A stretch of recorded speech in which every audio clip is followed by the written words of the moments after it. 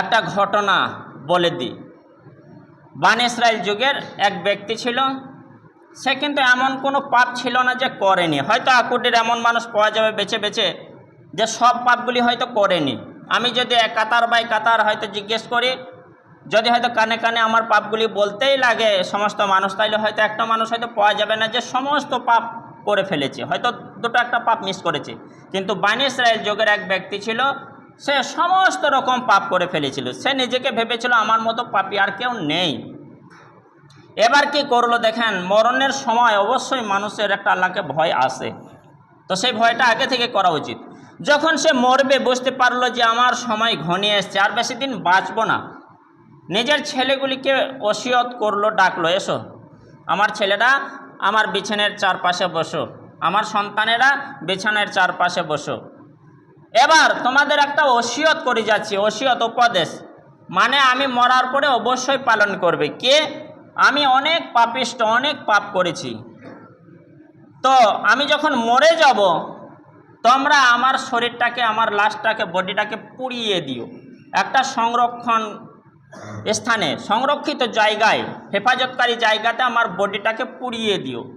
পোড়ানোর পর যে ছাইটা হবে না, সেই ছাইটাকে তোমরা জমা করে নিয়ে হাফ হাফ করে দুই ভাগ করবে।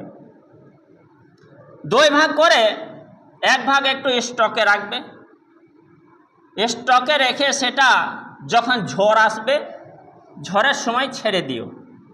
তখন তো হাই স্পিড ফ্যান ছিল না যে বিভিন্ন জায়গায় উড়িয়ে দেওয়া হবে। অপেক্ষা করো, যখন ঝড় আসবে ঝড়ে ছেড়ে দিও, যেন উড়ে উড়ে বিভিন্ন জায়গায় পড়ে যায়।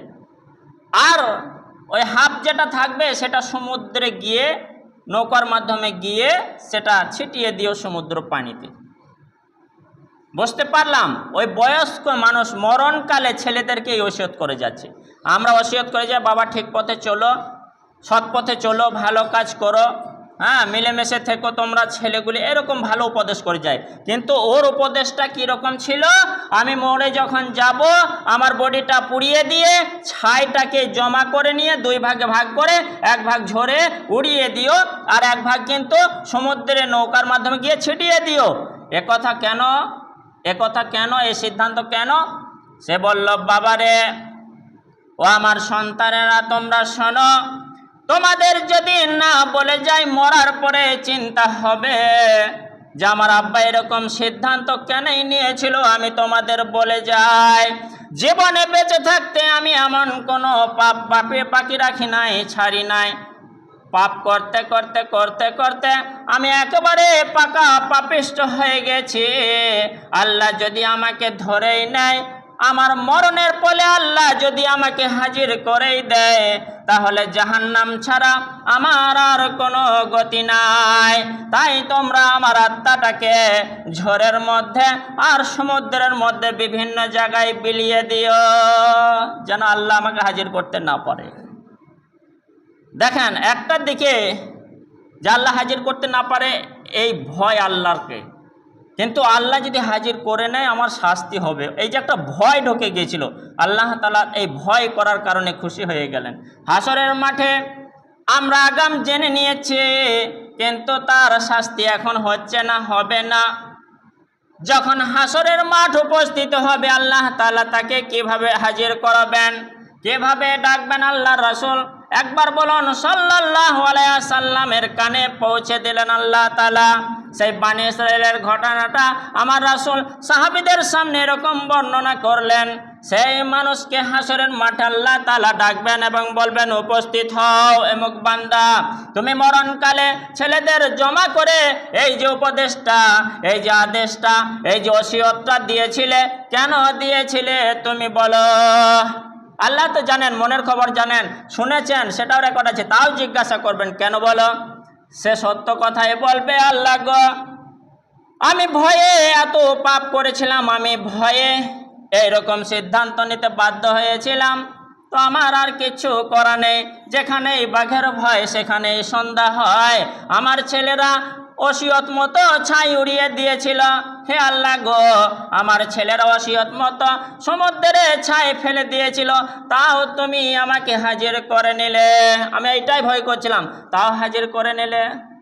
আল্লাহ বলবেন চিন্তা করো না, থামো থামো, যখন আমার উপরে ভয় রেখেছিলে অবশ্যই তুমি জান্নাতে জান্নাতে জান্নাতে যাও, আমি খুশি হয়েছি, তোমাকে জান্নাতে দিলাম। বলুন আলহামদুলিল্লাহ। তাহলে আল্লাহকে ভয় রাখাটা লাভ না ক্ষতি? ভয় রাখাটা লাভ, অবশ্যই ভয় রাখবেন। আমাদের লাশ কঙ্কালীতলাও যাবে না, ভূমকেও কেউ যাবে না। মাশাআল্লাহ আমাদের লাশ হয় এখানে পাইফুলির পারে কিংবা ডাঙ্গালে কিংবা বিআই এই লোকাল স্থানে গোরস্থানে হেফাজতের সহিত জানাজার পরে একেবারে সুসজ্জিত করে আদবের সাথে দাফন করানো হবে। আমাদের রাখতে হবে তাকওয়া, ভয়। এই ভয়টা যেন অবশ্যই থাকে। চলতে ফিরতে উঠতে বসতে যদি আল্লাহকে অবশ্যই ভয় রাখতে পারেন, আপনাকে 10 বার বলতে হচ্ছে ভয় নেই, আপনি হয়তো 9 বার ভুল করছেন, মানতে পারছেন না, একবার হয়তো মানছেন। কিন্তু আপনার যদি ভয় থাকে 3 বার বললে 2 বার মানতে ইচ্ছা হবে, 3 বার বললে 2 বার মানতে ইচ্ছা হবে, যতবার বলবো অর্ধেকের বেশি মানতে ইচ্ছা হবে যদি ভয়টা থাকে। তো অবশ্যই আমাদের আল্লাহর ভয়, আল্লাহর মোলাকাতের ভয়, আল্লাহর সাক্ষাতের ভয়টা রাখুন। আল্লাহ খুশি হবেন, আমাদের লাভ হবে। আল্লাহর কাছে অবশ্যই এসে বলি, আমাদের দুনিয়াতে যতদিন জীবিত থাকবো ঈমান নিয়ে যেন বাঁচতে পারি, আর আমাদের চালচলনটা ওঠা বসাটা কোরআনের ভিত্তিতে, শরীয়তের ওপরে, আদর্শের উপরে, যেমন সাহাবীরা, যেমন তাবিরা, যেমন মুহাদ্দিসিনরা, যেমন ভালো ভালো সলিহীন ব্যক্তি তোমার একেবারে নেতৃত্ব দিয়েছিল, যারা ঈমানের রাস্তায় চলেছিল, যারা মানুষকে সুপথে এনেছিল, তাদের পথে চলতে পারি। সকলে বলি আল্লাহুম্মা আমিন। ওয়া মা আলাইনা ইল্লাল বালাগ।